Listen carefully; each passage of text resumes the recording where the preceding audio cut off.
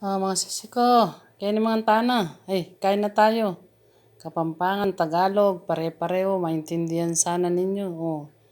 Mga tana po, kain na po tayo mga sisi ko. Ito, meron akong gumawa ako ng salad na kamatis at saka talong. Iniyaw ko yung talong tapos ginasa ko sa kamatis. Tapos nagprito ako ng isda.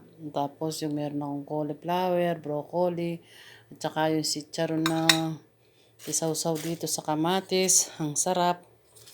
Ang ganito. Ang sarap-sarap. Tapos linagyan ko ng sili. Wow. Sarap. Kain na tayo. Sarap po nito. Gawin ninyo katulad nito. Tsaka ito. Broccoli. Tsaka kamatis.